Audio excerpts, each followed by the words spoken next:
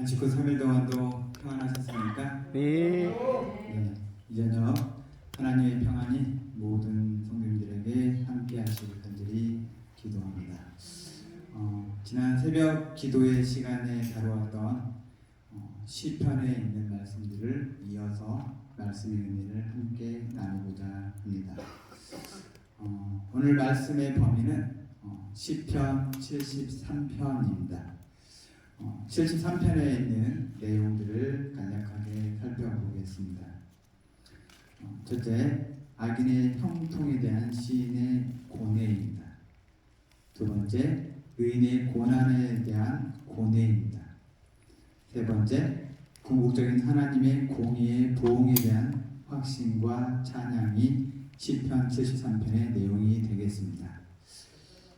시편 73편부터 83편까지는 총 11편이 이 아삽의 시입니다. 이 아삽은 이 다윗 시대의 성전에서 음악을 담당한 경건한 레인이었습니다. 또 선지자였습니다. 또 이 성전에서 찬양을 하는 사람들의 수석이었습니다. 한마디로 말하면 찬양 대전과 같은 역할을 했던 사람이 바로 아삽이었습니다. 아삽의 시들은 이 성전의 예배용으로 지었거나 또는 편집하여 모은 시들로서 다윗 시대로부터 포로 시대에 이르기까지 그 역사적 배경이 굉장히 다양합니다. 그러나 이 73편은 특정 어떤 역사적 사건을 배경으로 하지 않고 불의한 현 세상 속에서 보편적으로 발견되는 신정론의 문제를 본 시편에서 다루고 있습니다. 신정론, 이렇게 말하면 또 이게 무슨 뜻일까 많이 궁금해하실 것 같습니다. 이 신정론이라 하면 먼저 이 단어의 뜻부터 보자면 신과 의를 뜻하는 두 헬라어의 합성어로서 이 세상에 존재하는 악과 고통의 문제에 대하여 하나님의 의로우심과 선하심을 변호하려는 시도입니다. 일명 시느론이라고도 합니다. 시느론이라는 게 뭐냐면 첫 번째, 하나님이 존재하시는데 세상이 이처럼 왜 모든 투성이가 많느냐 이겁니다. 두 번째, 왜 계속 죄악이 맹위를 떨치는지. 그다음에 세 번째, 하나님은 공의로우신 분이 맞는지 등의 문제를 다루는 신학적 입장이 되겠습니다. 73편은 이런 신앙적 갈등을 극복할 수 있음을 교훈하는 지혜의 시가 되겠습니다. 여러분들이 시편은 어떤 책이라고 생각을 하십니까? 시편은 어떤 책일까요? 시편을 한마디로 이렇게 간단하게 말한다면 솔직한 책이라고 말하고 싶습니다. 솔직한 책이다. 이게 무슨 말인가? 의아해 하실 것 같은데 시편의 저자들은 이 자신의 솔직한 감정을 이 시편을 통해서 감추지 않고 드러내 보인다는 것입니다. 이 사람들을 보면 여러 유형의 사람들이 있습니다. 이 자신의 감정을 솔직하게 드러내지 못하고 숨기는 사람들이 있는가 하면 또 자신의 감정을 솔직하게 잘 표출하는 사람이 있습니다. 여기 계신 성도님 여러분들은 어떤 스타일이 마음에 드십니까? 표출력. 표출력이 좋다. 그런데 이 표출력은 일명 어떻게 보면 버럭형일 수도 있습니다.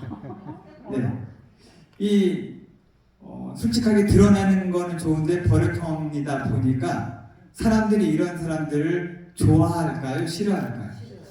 싫어해요. 그러다 보니까 나도 솔직히 감정을 잘 드러내는 사람이긴 하지만 남들이 뭐 하니까?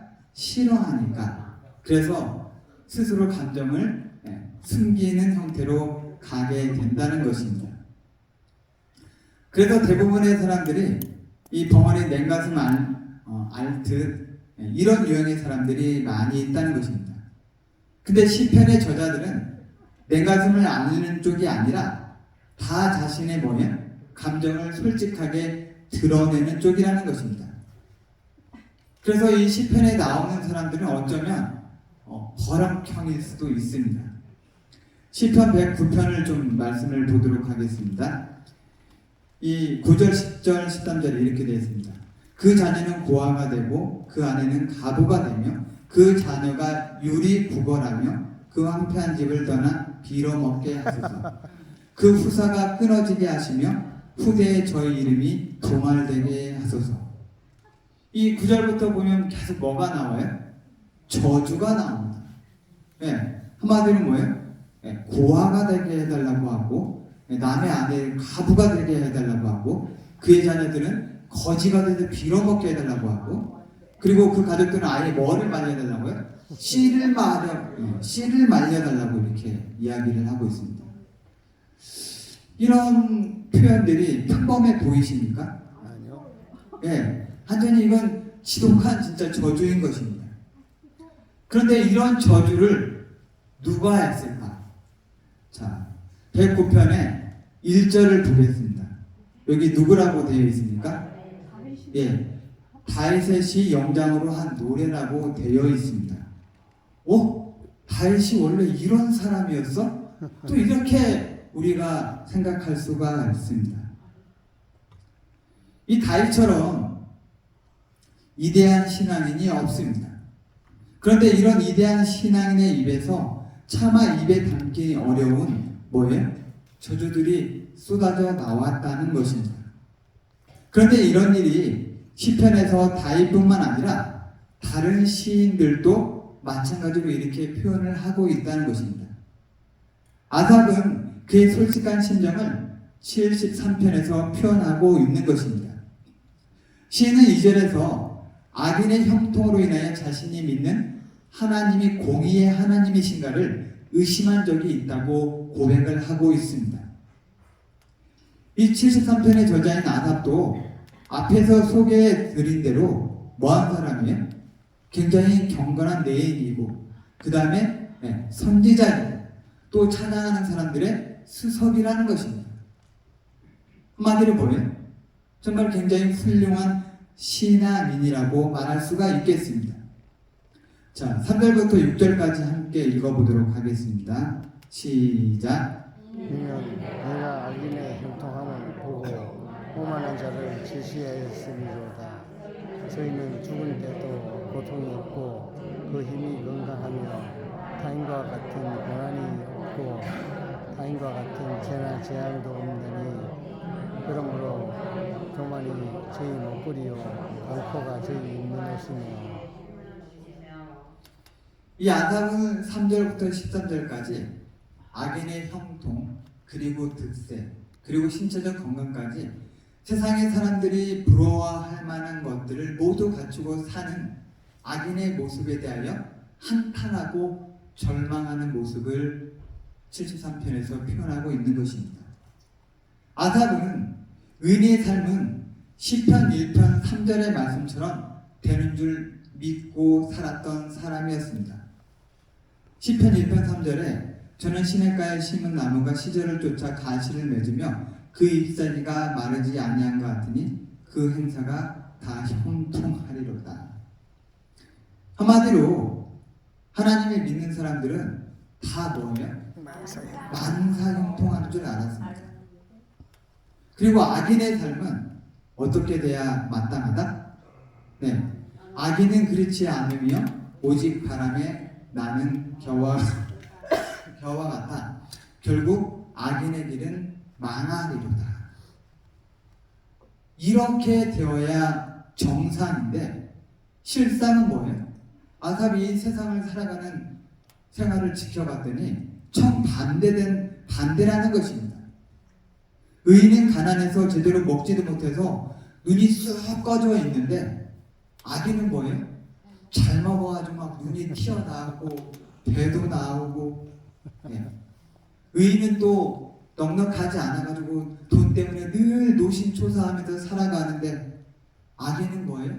자기들이 바라는 것 이상으로 막 벼락을 맞아도 돈벼락을 맞는 거예요. 돈벼락은 의인이 맞아야 되는 거 아닙니까? 근데 악인이 막 돈벼락까지 맞으니까 이 아삽이 너무나 이해가 안 되는 것입니다.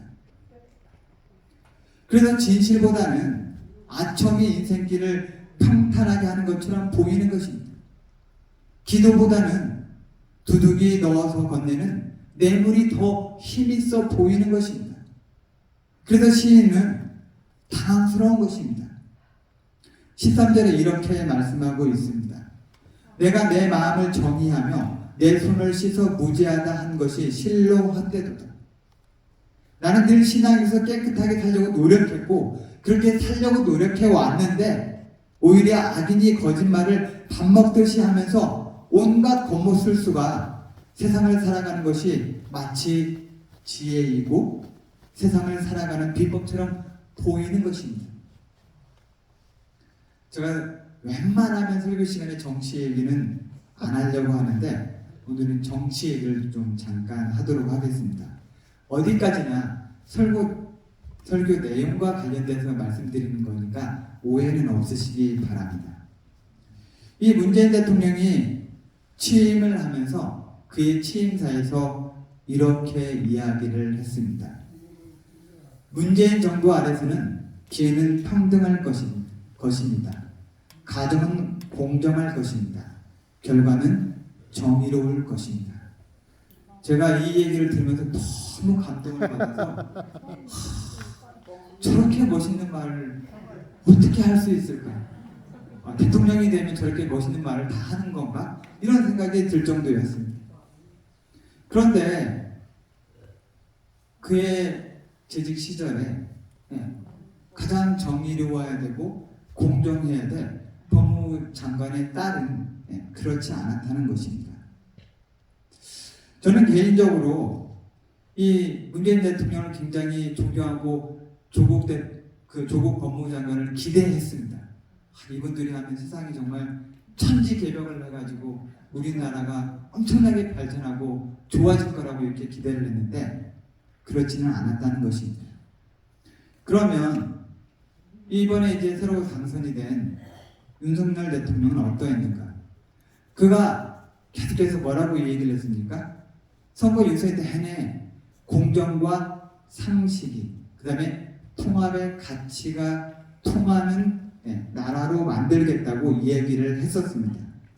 그런데 그게 그렇게 이루어졌습니까? 예.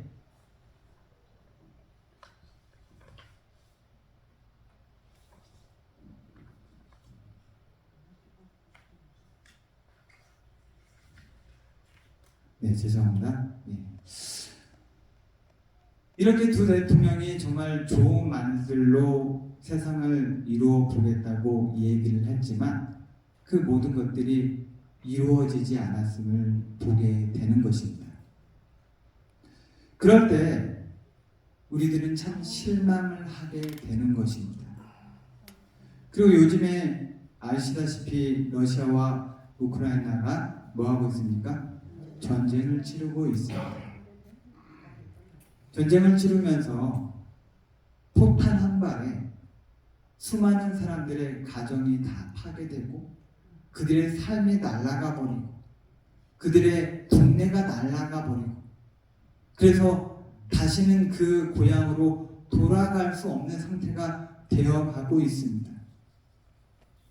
이런 상황인데 하나님은 뭘 하고 계시는 것일까? 그래서 이 에레미야 선지자도 이런 세상에 돌아가는 일에 대해서 이렇게 표현을 했습니다. 여호와여, 내가 주와 쟁변할 때 주는 의로우십니다. 그러나 내가 주께 질문하옵나니 악한 자의 길이 형통하며 패역한 자가 다 안락함은 무슨 연고니이까? 아삽도 그랬고 에레미야 선자도 이렇게 질문을 했습니다. 그런데 이런 질문들이 과연 과거의 아삽과 에레미야만의 질문이냐? 그게 아니라 현재를 살아가는 누구의 질문이에요? 나와 여러분들의 질문이라는 것입니다. 제가 종종 기도드릴 때 하나님, 왜 푸틴은 아직까지 살아 있어야 됩니까? 하나님, 왜 김정은은 저렇게 건강하게 잘 사는 것입니까? 북한의 주민들이 얼마나 힘들게 고생하고 인권이 유린되고 있는데 왜 저런 사람들은 저렇게 건강하게 잘 사는 것입니까? 이렇게 하나님께 묻곤 하곤 합니다. 그래서 이 시편 73편 6절에는 이렇게 기록하고 있습니다. 그러므로 교만이 저희의 목걸이요 강포가 저희의 입는 옷이며. 한마디로 이런 악한 행동들을 하고 그 다음에 잘못된 공정하지 못한 길을 가는 것들이 너무나 악인들에게는 뭐예요? 자연스럽다는 것입니다. 이런 모습들을 볼 때 이 또 악인들이 이렇게 겸손하게 반성을 하는 것이 아니라 11절에는 이렇게 표현을 하고 있습니다. 하나님이 어떻게 알겠는가? 가장 높으신 분이라도 세상에서 일어나는 일은 다 알 수 없다. 한마디로 자기들 멋대로 사는 것입니다. 그래서 하나님은 멀리 떨어져 있기 때문에 결코 우리들이 이렇게 행하는 것에 대해서 관심도 없으시고 또 관여도 할 수 없고 이런 경험 때문에 아삽은 2절에서 이렇게 말하는 것입니다. 나는 거의 실족할 뻔하였고 내 걸음이 미끄러질 뻔하였으니. 이런 광경들을 볼 때 어느 누구라도 실망할 수 있고 넘어질 수 있다는 것입니다. 그러나 아삽이 이 힘든 문제들을 이렇게 해결했다고 나와 있습니다. 시편 73편 17절 말씀 보도록 하겠습니다. 다 같이 읽겠습니다. 시작. 하나님의 성소에 들어갈 때에야 저희 결국을 내가 깨달았나이다. 여기 보면은 17절에 아삽이 하나님의 성소에 들어갈 때 저희 결국을 내가 깨달았다고 이렇게 이야기를 하고 있습니다. 도대체 아삽은 성소에 가서 뭘 깨달았단 말인가? 성소에 가면 뭐가 있습니까? 성소에 가면 십계명이 새겨진 두 돌비 위에 차려진 시은자 또는 속죄소라고 하는 곳이 있습니다. 이 시은자는 은혜를 베푸는 자리이고 하나님께서 임재하여 죄를 용서하고 은혜를 베풀어 주시는 장소입니다.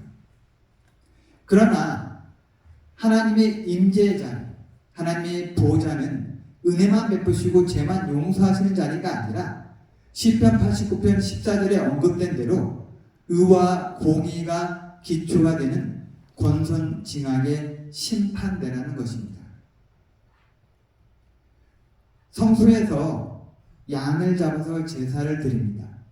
그 성소에 드려지는 양은 누구를 상징합니까? 속죄양 되시는 예수님을 상징합니다. 그럼 죄가 전혀 없으신 예수님께서 왜 십자가에 달려 돌아가셨을까요? 첫 번째는 죄인들을 구원하기 위해서입니다. 그러면 예수님께서 두 번째로 돌아가신 이유는 무엇일까요? 뭐 때문에? 두 번째는 죄는 반드시 그 대가를 치러야 한다는 게 하늘 정부의 기본적인 원칙인 것입니다. 그래서 하늘 정부의 공의를 충족시키기 위해서 예수님께서 대신 온 인류의 모든 죄를 대신 지시고 십자가에 달려 돌아가신 것입니다. 세상의 정부는 공의를 실현하겠다고 부르짖지만 믿을 수가 없습니다. 세상은 정의를 외치지만 요란한 빈수레로 그칠 때가 많이 있다는 것입니다. 그러나 시편은 성서에서 깨달은 바는 악인은 반드시 하나님께서 뭐 한다고요? 심판하신다는 진리라는 것입니다. 시편 73편과 똑같은 주제를 다룬 37편에서 그 해답이 구체적으로 나와 있습니다. 함께 읽어보도록 하겠습니다. 시작.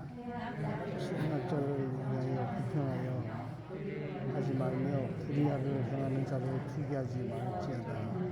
대저 행악하는 자는 끊어질 것이나 여호와를 기대하는 자는 땅을 차지하리로다. 악인은 멸망하고 여호수아의 원수는 의명하는 것 같이 타서 연기되어 네. 시인은 마침내 어린 양의 기름처럼 타서 연기처럼 사라지는 악인의 결국을 깨닫게 되었던 것입니다. 악은 흥해도 악이고 선은 망해도 선입니다. 악이 잠시 성공했다고 선이 되지 않으며 선이 실패했다고 악이 되는 것도 아니라는 것입니다. 악인에 대한 결국은 단순히 이 땅에서 비극적인 종말이 아니라 하나님의 최후의 심판날에 사람의 행위대로 갚으시는 하나님의 공의의 심판에 따른 영원한 멸망을 의미하는 것입니다. 그래서 18절에서 하나님께서는 악인들의 번영이 든든한 바위가 아닌 매우 위태로운 곳에 기초를 둠으로써 파멸로 밀어 넣었다고 했습니다. 18절에 이렇게 기록하고 있습니다. 주께서 참으로 저희를 미끄러운 곳에 두시며 파멸에 던지시니. 흔히 사람들이 이렇게 말을 합니다. 끝이 좋으면 다 좋다. 네. 이 셰익스피어의 시곡 중에도 끝이 좋으면 만사가 다 좋다라는 책이 있습니다. 이 사람이 살아가는 과정이 다 좋으면 얼마나 좋겠습니까? 그러나 인생이라는 것이 꼭 그렇지 않고 굴곡이 있기 마련인 것입니다. 그런데 인생의 중간이 아무리 좋았다 할지라도 인생의 종국이 하나님이 없이 끝나게 되면 이것처럼 허무한 인생이 없다는 것입니다. 쓸모있는 돌은 끌과 망치로 많이 얻어맞은 다음에 훌륭한 조각성을 탄생시킬 수가 있습니다. 여러분들 잘 안다시피 광석은 어디 가야 어디를 들어갔다 나와야 됩니까? 예, 윤곽내에 들어갔다 나와야 광석으로서 쓸모가 있어지는 것입니다. 열매를 맺는 대부분의 가실수들은 뭐를 해줘야 되고요? 정정을 해줘야 되고 또 가지치기를 뿐만 아니라 숟가락 있는 일과 또 가지를 비틀어서 이렇게 이 농부가 원하는 대로 뭐예요? 이렇게 잡혀서 이렇게 유형을 만들어줘야 하는 것입니다.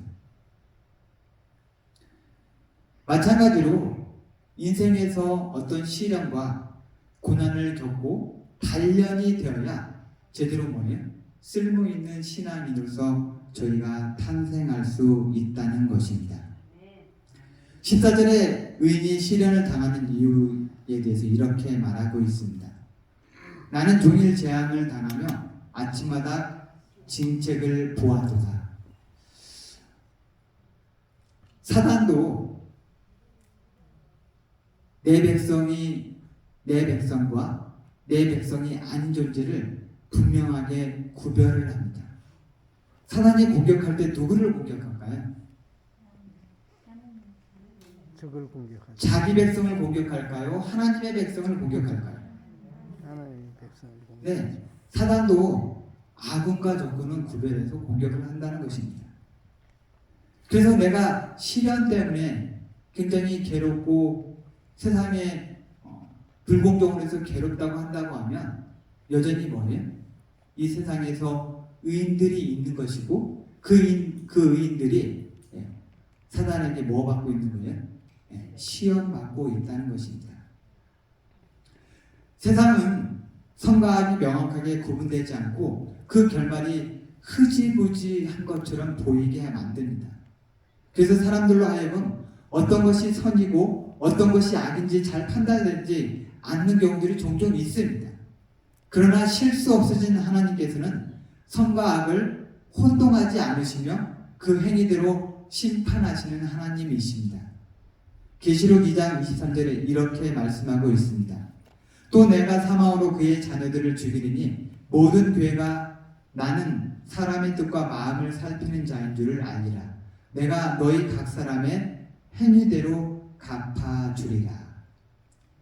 비록 악인들이 일시적으로 형통할 수 있지만 악인의 삶은 하나님께서 인정하지 않으시기 때문에 미끄러운 곳에 발을 딛고 있는 것처럼 불안전할 수밖에 없으며 그 처우는 비참한 멸망뿐이라는 것입니다. 세계적인 부흥사인 찰스 피니가 변호사 개업을 준비하는 중에 뉴욕의 한 치안판사의 사무실에 앉아있을 때 주님의 음성을 듣게 되었습니다. 피니야, 너 변호사가 되면 무엇을 할래? 그랬더니 피니가 뭐라고 대답했겠어요? 부자가 되겠지요. 그러니까 하나님께서 그 다음에는 은퇴를 하겠지요. 그 다음에는 죽겠지요. 네, 그 다음에는 죽겠지요. 그 다음에는 뭘까요? 네, 심판이 있겠지요. 이 대답을 한 다음에 피니의 마음속에 두려움이 생겨나기 시작했습니다.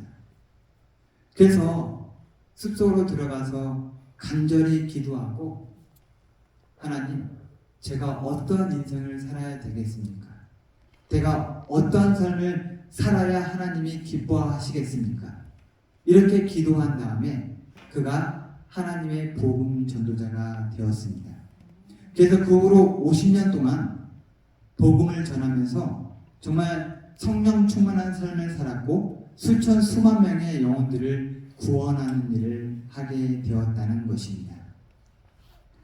히브리서 9장 27절에 한 번 죽는 것은 사람에게 정하신 것이요 그 후에는 심판이 있으리니 라고 한 말처럼 찰스 피니는 죽음과 심판을 깨닫고 생애의 목적을 받고 영광스럽고 보람있는 생활을 살았던 것입니다. 여기에 계신 모든 분들의 삶이 찰스 피니와 같은 하나님의 영광을 위해서 사는 삶이 되기를 간절히 소망합니다. 아멘. 73편을 통해서 이런 교훈을 살펴보게 되었습니다. 첫째, 이 세상에는 악과 선이 공존하는 세상이며 종종 의보다는 악인들이 더 형통한 것처럼 보일 때가 있습니다. 두 번째, 악인의 형통함이 하나님이 공의롭지 못하거나 심판하지 않는다는 의미가 아닙니다. 세 번째, 성도는 지금의 현상에 급급해야 할 것이 아니라 미래에 이루어질 하나님의 마지막 심판에 포커스를 맞추어 지금의 현상을 판단해야 하는 것입니다. 오늘 시편 73편을 통해서 적용의 질문들을 두 가지를 드리도록 하겠습니다. 첫째, 나는 악이 판을 치는 세상 중에도 하나님께서 공의로 이 세상을 다스리고 있음을 믿습니까? 두 번째, 공정과 정의가 실현되지 못하는 세상에서 하나님의 자녀로서 내가 해야 할 역할은 무엇일까요? 오늘 이전형 시간에 이 두 가지 질문을 생각해 보시고 또 깨달은 대로 실천하시는 성도님들 되시기를 간절히 소망합니다. 기도하고 마치도록 하겠습니다.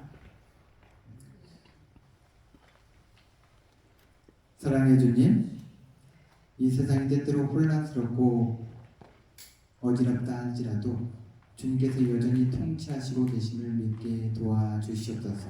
아멘. 우리의 삶의 매 순간을 신실하신 하나님께 맡기게 도와주시옵소서. 아멘. 주님, 오늘도 불의와 불공정으로 핍박받는 의인들을 기억하여 주시고 러시아와 우크라이나 전쟁이 속히 종식되게 도와주시옵소서. 또 북녘 땅에 고통받는 동포들에게도 자유와 복음이 전파되게 도와주시옵소서. 고 강석주 목사님 유가족들에게 하늘의 위로가 함께해 주시고 모든 장례 절차에 하나님의 선하신 인도하심이 함께하여 주시옵소서. 오늘 이 저녁 주님께서 저희와 함께 하심을 감사드리며 예수님 이름으로 간절히 기도드립니다. 아멘.